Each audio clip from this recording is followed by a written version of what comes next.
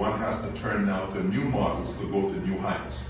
And so the nation is at an inflection point, and will be soaring into new heights. And certainly the church itself is at an inflection point. And God knows that even as we have gathered over this weekend, and we have been rallying around the theme that the kingdom of God takes it by force. I believe, Apostle, that the Lord dropped that into your spirit. Hallelujah. I believe that that was something, that was a download from God. Because as myself and my other fellow minister, Apostle Salro, ministered along those lines, God pulled things, I believe, out of the realm of the spirit and released it into the atmosphere, released it into the hearing of those who were there. So tremendous honor and privilege to be here, those that have had an opportunity to also meet. And there is one theme that is running through this whole weekend. And the kingdom of God is not a new revelation. However, it's been something that's been obscured. Right. And I believe that there's coming back now a revelation to the body of Christ of the power of the kingdom of God.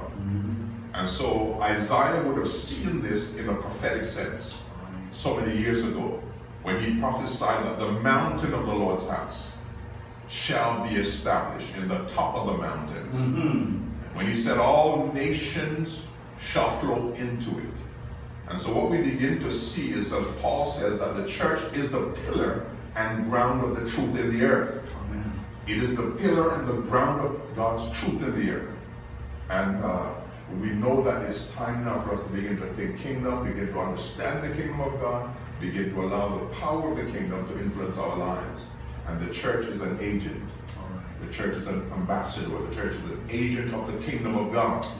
Now, we know throughout history that the church has not always gone according to its ambassadorial responsibilities.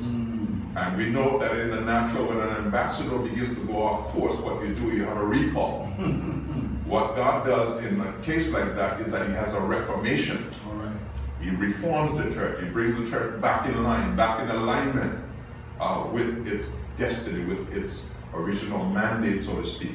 And so this is why we're having the revelation of the kingdom of God coming so strongly, because God is bringing his church in alignment. And we thank God for that.